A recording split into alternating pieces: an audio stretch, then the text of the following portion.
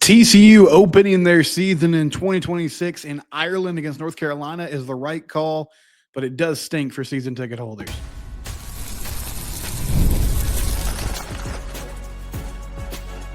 You are Locked On Horned Frogs, your daily podcast on the TCU Horned Frogs. Part of the Locked On Podcast Network, your team every day. Locked On Horned Frogs, your team every day. I'm your host, Steven Simcox. Thank you for making Locked On Horned Frogs your first listen. We're going to cover a lot of ground today. I've been covering TCU athletics for the past 12 years. We're going to talk about Avion Carter hitting the transfer portal. I guess young is a relative term. I mean, he's going into his third season this year as a TCU defensive lineman, was once a four-star recruit, very highly rated recruit. I remember when they landed him, it was a big deal.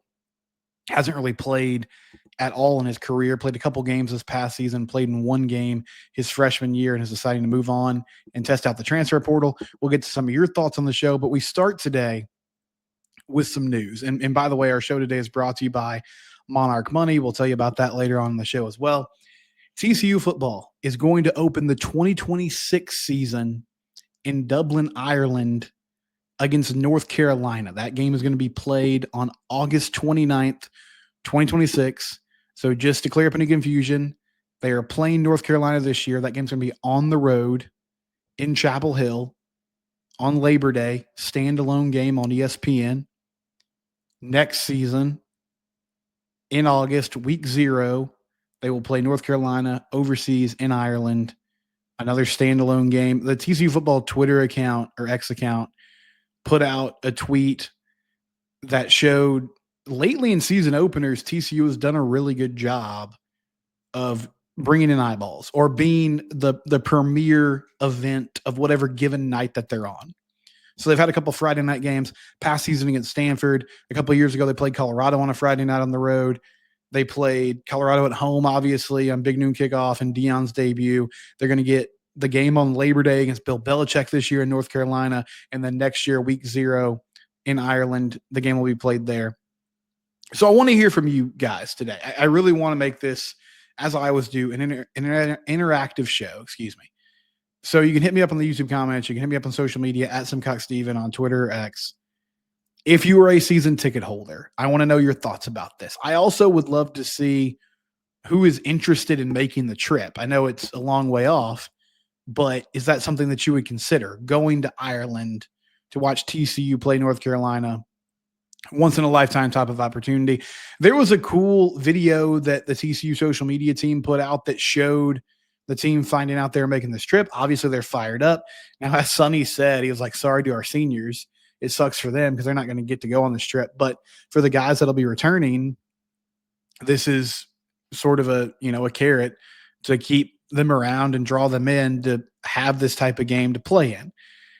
It's going to be tough going over there, coming back, getting acclimated again, and then playing again in 10 to 14 days. If you saw what happened to Florida State this year, tough loss to Georgia Tech at the beginning of the season in Ireland. And I'm not saying that was the only reason that Mike Norvell's squad didn't play well for the entire year, but it probably didn't help. Here are my thoughts on the decision itself. I think it's the right call by TCU to do this. This is going to do great TV numbers. They will be as I said, the premier storyline in that game of all weekend. I'm imagining ESPN is really hoping that Bill Belichick sticks around for more than one season so that he's still a part of this when the game comes around. But it's a great opportunity for exposure for this program. And I've mentioned this before on the podcast. Since the national championship game, TCU has been in this tough spot from a national perspective where they've been just sort of in no man's land. Now, that doesn't mean like this is the Locked On Horned Frogs podcast. I'm covering this team every day. I love TCU. That's what I want to talk about. That's who I want to talk about, regardless of how good or bad or up or down they are. I'm going to be here covering the team or talking about the team. If you tune into this podcast on a consistent basis or even on an occasional basis, you love TCU. That's who you care about. It doesn't matter where they are in the national landscape. That's where your passion lies. I understand that. I'm talking about the perception nationally. There hasn't been a lot of talk about TCU football because they haven't been winning in a way to warrant that type of attention. So this gives them that chance. And hopefully it's coming off a really impressive season this upcoming year that they've been building towards for a few seasons now. I think it was the right call by the athletic department to take this opportunity to be out there and out front in week 0. That being said, I'm a firm believer. I know this is a show where I'm supposed to have strong opinions. I'm supposed to have hot takes.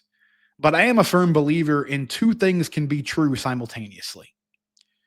This is a good opportunity for TCU football. It was the right decision by the decision makers. It comes at the expense, as unfortunately most big things do in college football, it comes at the expense of the fans. It comes at the expense of the people who spend money on season tickets, because now you have one less home game. And it has been a long time. I mean, Arkansas came to town a few years back when Kenny Hill was quarterback on the team. Is that it? I remember when I was in school, Virginia came and played TCU in the first year in the Big 12, but Virginia was not a huge name at the time. It was an ACC opponent. LSU game got moved to Cowboy Stadium. Ohio State got moved to Cowboy Stadium. You go wait, a decade plus ago, I don't remember the particulars of the Oregon State matchup, if that was a neutral site playing game or that was supposed to be at Amon Carter and it got moved. But you see my point. Out of conference, there have not been big time opponents coming to Fort Worth. At the moment, North Carolina and Ireland, Arkansas State at home, no SMU game. So ending the SMU series allows TCU to add a home game. I know what many of you hope will happen. You hope they say, hey, let's go get another Power 4 opponent. I am skeptical that happens, because I think one point of getting, the main point of getting rid of the SMU series was so that you could have an extra home game each year. And they'll probably rotate it. But I feel like most years, TCU's non-conference scheduling philosophy, since I've been following them, has been a Power 4 school, Power 5 school, a Group of 5 school, which for a long time was just automatically SMU. That's now changed. And an FCS opponent. And I've told you before, those FCS games, the paycheck games, they're glorified scrimmages. That's what they are. It's a chance for TCU to get a victory. It's a chance for them to get some young guys out there to work on some things during the season that they're going to use later on in the year.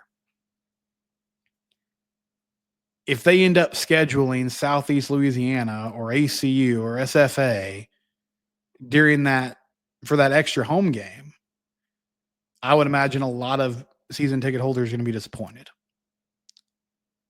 And that's unfortunate.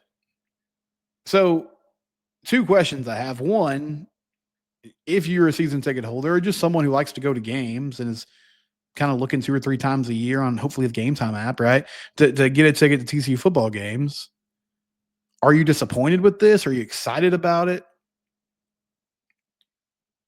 And secondly, are you going to be headed to Ireland to watch this ball game? Are you at least considering the idea of making that trip?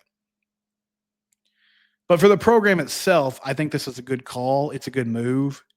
And again, TCU has sort of been in this no man's land now for 2.5 years where, yeah, regionally, locally, we saw what they did at the back end of last season. Going on a nice little run, winning those games, winning the bowl game. But I don't think that caught the eye of the decision makers. I want to do a more robust segment about this later on this week, but Heather Dinich wrote an article about the College Football Playoff Committee and the meetings they have going on currently and the things that are getting floated out there for the future of the sport and how many teams are going to be involved and what's the selection process going to be. And one idea that's been floated around is that part of the criteria for selecting at-large teams in the college football playoff would be TV ratings. Now, some of you might laugh and say, hasn't that always been the case? Yeah, it does feel like they're just kind of saying the quiet part loud. But if it was officially in the formula, whatever that looks like, these are the kinds of things that TCU has to start considering more often. Hey, we got a chance to play a standalone, nobody else is playing in college football type of ball game. Let's go do it. I think it's good for the team currently. Like I said, the guys seem super excited about it. Understandably so. Now, I'm not naive enough to think like that trip could be the single thing keeping someone from considering or entering the transfer portal. But when you have a team that has a healthy culture, these types of things, they factor in. And it's just another benefit of like having a group of guys that seem to like each other and like the coaching staff they're playing for and everything that comes with that. But I mean, I truly think we can agree that two things can be true here. This is really good for TCU football, but it's also a bummer for the people that are there every Saturday tailgating, being in the stadium, watching the games. And I'm also not naive enough to think that they're going to factor this in when they raise ticket prices next year, or, like they're not going to be like, oh, you guys get a discount this year because there's one less ball game. I would love that to be the case. And I guess I should leave the door open for that to be something that happens, but I would be surprised if that was the way they went. But overall, I mean, a fantastic opportunity, and it'll be 2 straight years of this. Now, this season is driven mostly by the Bill Belichick hire at North Carolina in his college football debut. But this is a team that's going to come in with high expectations. And if they take care of business in week 1 and win, especially if they can win convincingly, that'll be a huge boost for where they stand in the pecking order. And when we're thinking about like the Big 12 in general, right? Same thing. In week 0, I mean, Georgia Tech, it kind of fizzled out as the year went on, but that was a big win for them against Florida State. And there was a lot of talk about, man, the way they ran the ball and the way they were so physical.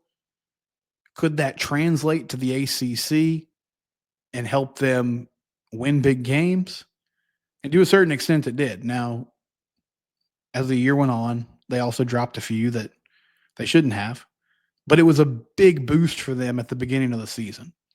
And TCU has an opportunity to do a similar thing when they open August 29th, 2026 against North Carolina in Dublin, Ireland. Don't forget, hit me up here on YouTube. Let me know what you think about this. When we come back, a young defensive lineman hits the transfer portal. That's next here on Locked On Horned Frogs, your team every day. Monarch Money. You can use the code LOCKEDONCollege for 50% off your first year at Monarch Money. My wife gets paid on Thursday. I'm really thankful for that. I'll get paid next week. You ever open up your bank account like I do sometimes and you're like, wait, I thought I had X amount of dollars in here. I suddenly don't. Monarch Money is a great service to use to help take the surprise out of some of those situations, because you can budget, you can track all your spending. It's an all-encompassing app. And it's not just budgetary stuff. You can also talk about and plan for financial wealth, for wealth building strategies. It's great if you have a spouse or a partner that you're managing your money with, because you can track all your shared accounts in one place. MonarchMoney.com. Use code LOCKEDONCollege for 50% off your first year. Again, that's Monarch Money. Download the app or go to MonarchMoney.com and use promo code LOCKEDONCollege for 50% off your first year.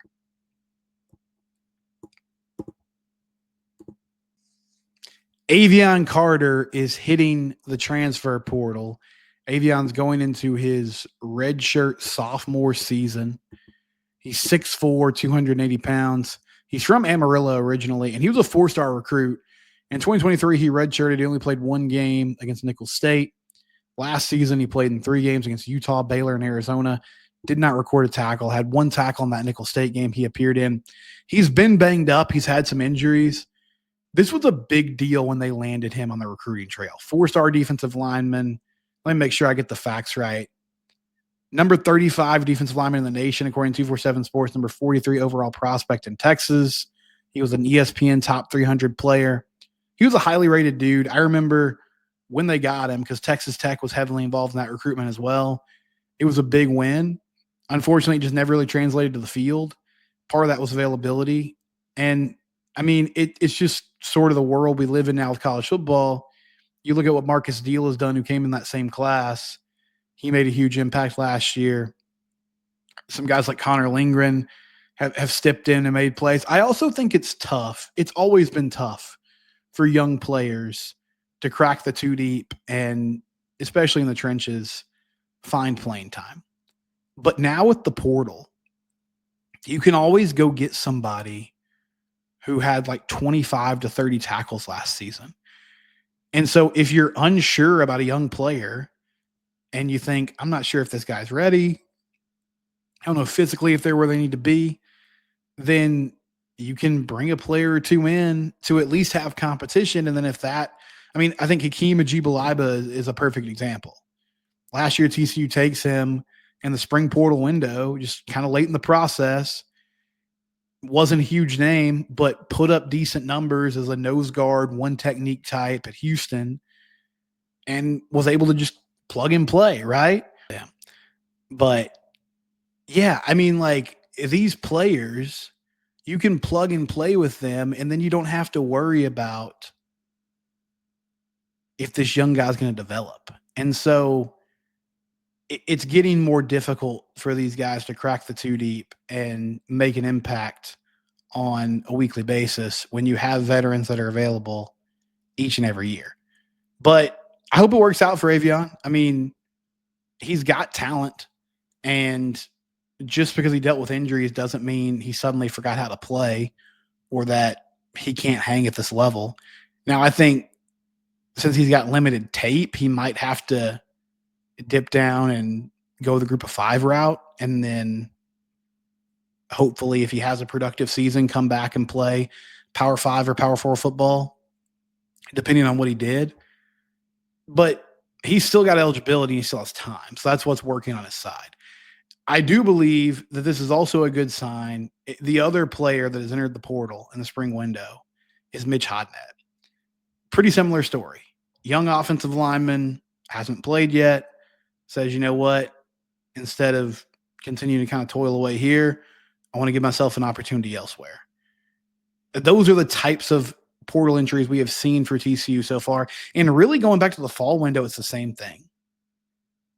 It hasn't been like super productive players.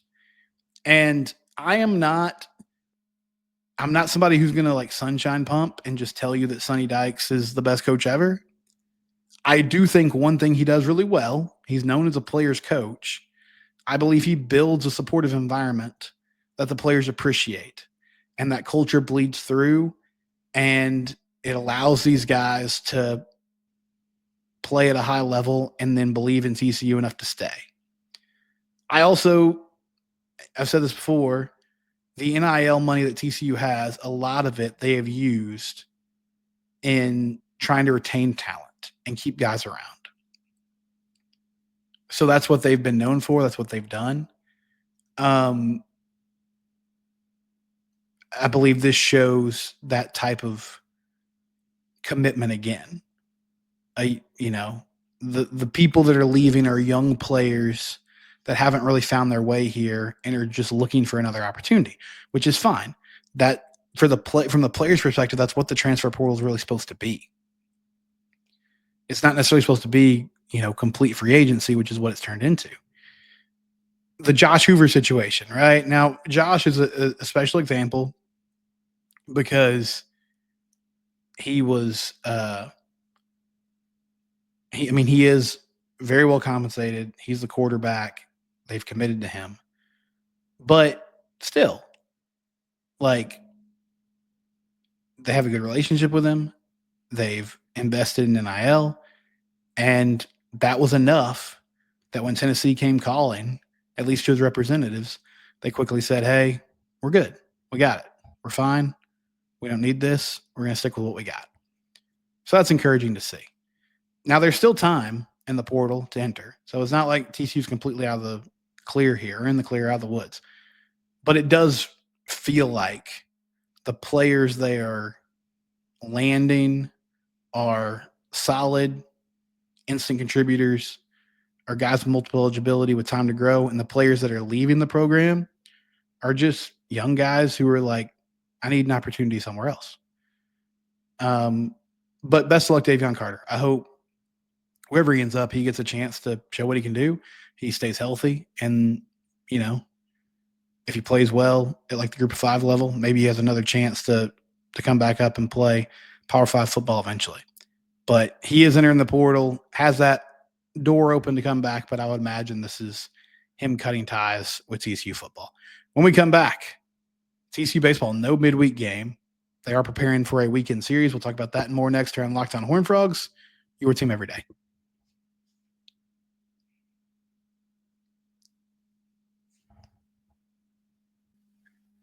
So no midweek game for TCU baseball, but a series Friday, Saturday, Sunday against Baylor at home. I think getting back home should help. Really rough weekend hitting the baseball at UCF. You know, honestly, one thing that's been surprising to me, as for a team that's only had one competent starter all year long in Tommy Lepore, and Tommy's been great, but that's really it. I mean, Kaven Parker's dealt with some injuries and then hasn't been super sharp since coming back and being healthy. They've tried to go with this opener approach with some young guys, and then with Cole Klecker at one point. I thought Klecker, I was sort of surprised I got away from Cole last weekend because I felt like he competed really well the weekend before against Kansas and gave him a shot to, you know, go late in that ball game. Braden Sloan is turned into your de facto starter, even though he's coming into games in the 3rd or 4th inning, just depending on how long the opener can go. But for a team with that hodgepodge pitching situation, they've done a really good job of keeping people off the board. I mean, they've had some games here and there where there's been a blown tire, but by and large, they've competed at a high level. The offense has been the thing that has been inconsistent. And, you know, aside from Nolan Traeger and Cole Kramer last week, there just weren't a lot of good at bats. So getting back home should help. Jacob Langford shared it on YouTube a few days ago. He said, I just need TCU baseball to get back into a regional after last year. I think they're very safe in that regard right now. Now, I will say I didn't check D1's latest projections. I would guess they may have fell out of the hosting scenario after dropping 2 out of 3 to UCF, but I think that's something they could quickly fix by reeling off a few wins. I really think the only thing they didn't lose this yet, but they severely hurt their chances of winning a regular season title this past weekend because they don't play West Virginia head to head, and West Virginia is just on an absolute heater right now. So they got to get back on track and win some games. But they're still 12-6 in conference play. They only have 12 losses on the season. Most of those losses have been close games, 1 or 2 score games. I mean, even this weekend, that Friday game kind of got away from them 6-1, but a lot of that damage was done in the late innings. A 4-2 loss on Saturday where, I mean, they had their chances. They just couldn't take advantage. Situational hitting was a big problem. Got to find a way with guy on third and less than 2 outs to bring somebody across. But I like the makeup of this team. I think they've grown up a lot. And series like this happen in baseball. The question is this a symptom of a bigger problem? Or was this just, hey, we didn't play well a couple days in a row on the road, uncharacteristically, lost a few games, now we're ready to bounce back? That'll be answered starting this weekend against a Baylor team that started out the season pretty strong, but as of late has had some trouble. They are coming off a series win against Utah, but Utah is one of the worst teams in the Big 12, and those games were at home. So sort of did what they were expected to do in Waco this past weekend. We'll see how they fare against this TCU team. But yeah, Tommy Lepore, if you haven't had a chance to watch him, tune in on Friday night because he's just been outstanding all year long and it's been fun to watch. And we'll see what the rest of the pitching situation looks like on Saturday and Sunday. They have a few extra days, or an extra day, I guess I should say, to figure that out, which maybe that works in Kirk Saarloose's advantage. We'll be back tomorrow. It's Locked On Horned Frogs, your team every day. We're free and available wherever you get your podcast.